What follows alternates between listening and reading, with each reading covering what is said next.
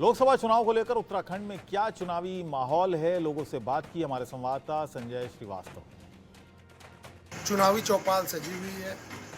पहले चरण में उत्तराखंड में चुनाव है। उत्तराखंड में 5 ही लोकसभा की सीटें हैं, लेकिन जिस तरह का माहौल यहाँ है, उस माहौल से लगता है कि जो निर्णायक भूमिका में उत्तराखंड हो सकता है। कैसे हो सकता है? क्योंकि कहते हैं कि उत्तराखंड की एक ऐसी लोकसभा की सीट है, वहाँ से जो जीतता है सरकार उसकी बनती है। चुनावी चौपाल में कई तरह की बातें होंगी। हम बात करेंगे कांग्रेस के लोगों से भी, हम बात करेंगे भारतीय जनता पार्टी के लोगों से भी, और कुछ विशेषज्ञ भी हैं, उनसे भी हम बात करेंगे। आम आदमी पार्टी के भी लोग हैं, क्योंकि इस समय आम आदमी पार्टी जिस तरह से परेशान की जा रही है उसका आरोप है, तो उनसे भी पूछना, उनसे भी जानना जरूरी है कि लोकसभा के चुनाव में उनकी क्या भूमिका होगी। भारतीय जनता पार्टी के कई नेता हमारे साथ हैं, प्रदेश स्तर के नेता हैं, और उत्तराखंड में क्या होना है, कैसे होना है, शुरुआत हम उन्हीं से करते हैं। चुनावी चौपाल में आप खड़े हो जाइए, क्या बैठ कोई दिक्कत है साहब? चुनावी चौपाल में आपका एक तो स्वागत है। और भारतीय जनता पार्टी उत्तराखंड में 5 सीट की आप दावेदारी तो कर रहे हो, लेकिन जिस तरह से कैंडिडेट कांग्रेस ने उतारे हैं, तो लग रहा है कि टक्कर कांग्रेस पूरी दे रही है। देखिए, भारतीय जनता पार्टी लक्ष्य के ऊपर काम कर रही है और विकास का हमारा मुद्दा है। विकास पर हम लोग चुनाव लड़ रहे हैं और 5 सीटों पर जो हमारा हमने लक्ष्य रखा है कि 5 लोकसभा सीटों को हमने 5 लाख के बड़े अंतर से जीतना है, और हम कैसे उस 5 लाख का जो लक्ष्य है उसको भी हम बियॉन्ड जाएं, उसको भी हम पार करें। भारतीय जनता पार्टी का ये लक्ष्य है, हम उस लक्ष्य पर काम कर रहे हैं। और हमारे जो विपक्षी दल है, मुख्य विपक्षी दल कांग्रेस है, कांग्रेस इस लक्ष्य पर चुनाव लड़ रही है कि हम अपनी जमानत कैसे बचाएं। चलिए, आपने कहा कि विकास आपका मुद्दा है, लक्ष्य है। आनंद जी हमारे साथ हैं, आम आदमी पार्टी के नेता हैं।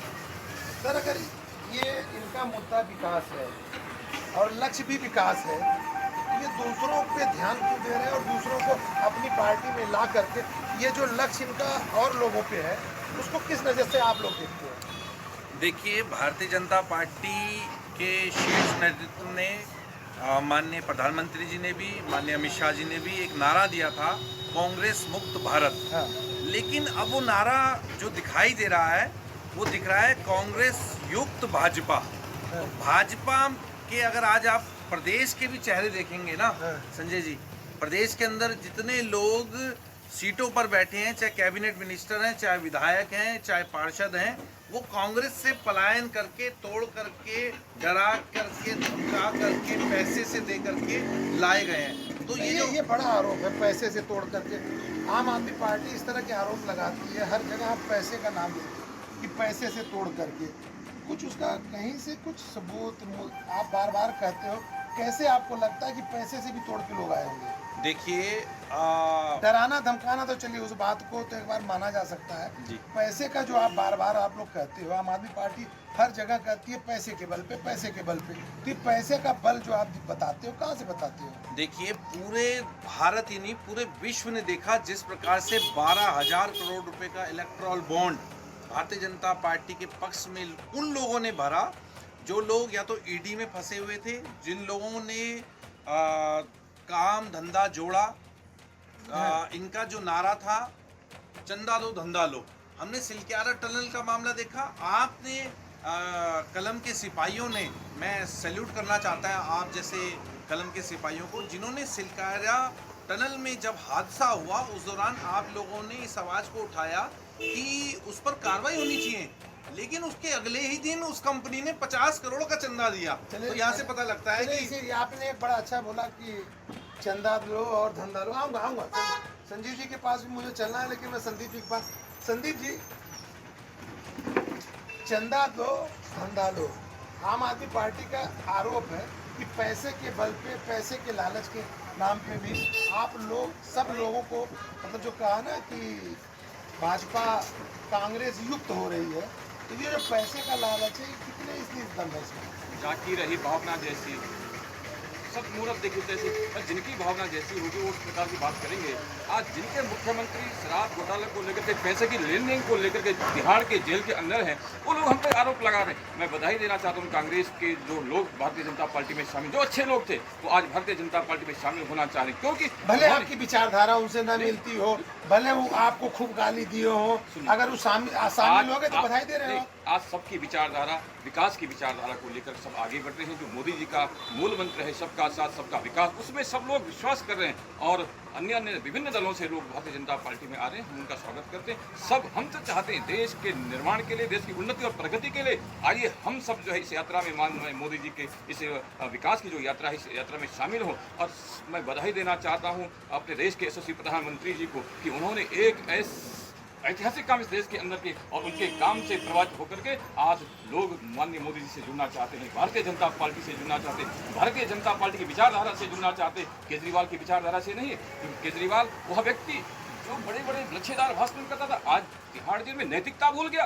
आज कहना कि मैं जेल के अंदर से सरकार चलाने के काम करूंगा। सारी चीजें आपके पास हैं, सब कुछ आपके पास है, तो उनका तो आरोप है डरा के, धमका के, छल बल कर सारे तरह से आप आम आदमी पार्टी को या दिल्ली की सरकार को कब्जा करना चाहते हैं। आप ये देखेंगे ये आरोप है 10 साल का जो मोदी जी का जो कालखंड है, ऐतिहासिक कालखंड है, विकास की गति से 10 वर्षों के समय में हुई है। आप जब 2014 के पूर्व की जब सरकारें देखेंगे कांग्रेस ने इस देश के अंदर कितने सरकारें गिराने का काम किया, हम उस चीज़ में विश्वास नहीं होते। ये आपने सही कहा, ये आपने सही कहा। मैं कांग्रेस से पूछता हूँ, कांग्रेस पार्टी से आप हैं और युवा नेतृत्व करते हैं, ये बार बार आरोप लगता है कि हम तो उसी पद चिन्हों पे जो कांग्रेस करती थी, फिर गलत क्या कर रही है भाजपा?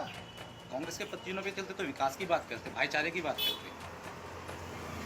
आप समझिए कि कहाँ मतलब कांग्रेस के पद चिन्हों पे चल रहे हैं। जहाँ देखिए तो तोड़ फोड़ और डराना धमकाना, आपने अभी सरकार गिराना और इस तरह से डराना, सीबीआई का उपयोग करना, तोता, ये सारा तो कांग्रेस के समय का ही है। आपने कभी, आप मुझे एक एग्जांपल बताइए, आज के दिन जो है गठबंधन की सरकार, गठबंधन जो चला रही है भाजपा, चुनाव आयोग, ईडी, सीबीआई, ये सब ये जो गठबंधन के साथी हैं भाजपा के, जिनसे डरा के जो है डेली आप मुझे बताइए कि कल तक जो है रजनी भंडारी जी को आपने 2 बार जो निष्कासित किया और आज जो उनके पति जो है भाजपा में गए तो आज वो साफ सुथरे हो गए।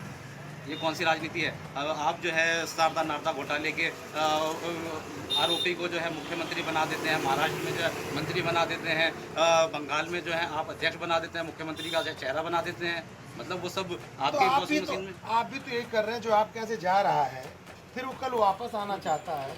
हरक सिंह रावत वापस आना चाहे, आपने भी बाएं फैला के ले लिया उनको। नहीं, हरक सिंह रावत जी ने क्या घोटाला किया है? अरे घोटाला नहीं किया, लेकिन कांग्रेस छोड़ के तो चले गए थे। नहीं, कांग्रेस छोड़ के चले गए थे, उनका उस वक्त एक रहा अपना, तो उनका कुछ मुद्दा था जो कि उनके मतभेद हुए। चलिए, आपका पॉलिटिकल फ्यूचर है, अगर मान लीजिए जो कांग्रेसी गए हैं, कल कांग्रेस का माहौल अच्छा बनता है, वो सारे वापस आना चाहें, आप क्या एक युवा के नाते क्या आप उनका वेलकम करोगे? देखिए, कांग्रेस अपनी शर्तों पे उनको मतलब लोगे उनको, आप उनको लोगे, ये समझ में आ गया। ये हमारे पार्षद का चुनाव लड़ चुके हैं और भारतीय जनता पार्टी के युवा नेता हैं। भारतीय जनता पार्टी के ऊपर कहा जाता है कि सबको मिला लेना चाहती है, और सबको मिला लेना चाहती है जो विपक्ष को ही खत्म कर देंगे, तो फिर आप सत्ता में रह के क्या मजा लेंगे? विपक्ष तो बिल्कुल भी खत्म नहीं हुआ, विपक्ष तो है। हाँ, लेकिन विपक्ष में वो आवाज़ उठाने का दम नहीं है। बात दम की नहीं है, बात विपक्ष के जो नेता थे, जैसा आपने कहा दम नहीं, तो जो दमदार थे उनको तो आपने ले लिया ना। नहीं, दमदार को नहीं लिया। हाँ, पूरा अगर देश का मैं आपसे नाम जुड़ाना लगूं, चाहे वो सिंधिया से ले लीजिए, वो जितने दमदार नेता थे, आप उनको अपने साथ ले करके सत्ता का संचालन कर रहे हो, और उसके बाद भी ये मानने को तैयार नहीं हो कि कांग्रेसियों को आपने नहीं लिया है। वो भाजपा की विचारधारा से जुड़े हैं, तो इसलिए बीजेपी में आए। संजीव वर्मा जी, जी आप ही की पार्टी के नेता हैं, उनका ये कहना है कि भारतीय विचारधारा में आ गए हैं, भले वो कांग्रेसी रहे हों, कांग्रेसी विचारधारा के रहे हैं, लेकिन वह अगर भाजपा में आ गए हैं तो भाजपा विचारधारा, ये संभव है ऐसा? देखिए, जितने भी लोग भारतीय जनता पार्टी में अभी शामिल हुए हैं, और ऐसे लोगों की संख्या, मैं केवल उत्तराखंड की बात कर रहा हूँ, 14,000 से अधिक लोग पिछले 4 महीनों के अंदर भारतीय जनता पार्टी की जिन्होंने सदस्यता ली है और पूरी तरह से भारतीय जनता पार्टी की रीति नीतियों से अपने आप को संबद्ध किया है। माननीय प्रधानमंत्री जी की, माननीय मुख्यमंत्री जी की जो रीति नीति, जो विकास कार्य है, उससे एक तरह से एक आकर्षण का उनका बड़ा केंद्र रहा। चलिए अभी मैं एक सेकंड, अभी जिस तरह से मेरे भाई रविंद्र आनंद जी कह रहे थे, दराज उनका कि आप अपनी पार्टी में देते हैं, तो आप भी भारतीय जनता पार्टी में आए थे, आपको भी डराया धमकाया गया था, क्या आपको भी पैसे का प्रलोभन दिया गया था? मैं छोड़ के गया हूँ, मैं आया नहीं था पार्टी में, मैंने पार्टी छोड़ी है आपकी। मैं आपसे पहले पार्टी में था, आप उस समय राजनीति में थे भी नहीं, आप उस समय अपनी दुकान चलाते थे, आप उस समय मैंने ऐसी पार्टी को लात मारी जो चुनी हुई सरकारों को गिराने का काम करती है, जो चुने हुए मुख्यमंत्रियों को जेल में डालने का काम करती है, ऐसी पार्टी को मैंने लात मारी है, ऐसे लोगों को लात मारी है जो लोग भ्रष्टाचारी से याद आया मुझे सुनील गामा जी, जिस शहर के मेयर हैं, हम जिस शहर में खड़े हैं, उस शहर के मेयर साहब भ्रष्टाचार में फंसे हुए हैं। पार्क के ऊपर कब्जा करने वाले इस तरह की बातें करेंगे, पार्क पर कब्जा करने वाले इस तरह की बातें करेंगे, पार्क पर कब्जा करने वाले इस तरह की बातें करेंगे और मेरा मुंह मत खुलवाइए, मेरा मुंह खुलवाएंगे तो बात बहुत दूर तक जाएगी। अगर ये पर्चियां 10वीं में बना लेते ना, जो ये पर्चियां बना रहे हैं, तो पास हो जाते। चलिए हमारे साथ राजनीतिक विश्लेषक के रूप में रवि शरण जी 5 लोकसभा की सीटें हैं, लेकिन भारतीय जनता पार्टी जितने सीरियस ढंग से उत्तराखंड को लेती है, उसके लिए माना जाए कि उनकी चुनावी रणनीति इतनी स्ट्रांग है कि 5 सीट का जो प्रदेश है, केवल 5 सीट भी है, उस प्रदेश को भी इतना महत्व देते हैं, यही जीत का कारण है। नहीं, ये तो निसंदेह रूप से कहा जा सकता है कि जो चुनावी रणनीति है भाजपा की काफ़ी आक्रामक और काफ़ी सुगठित रही।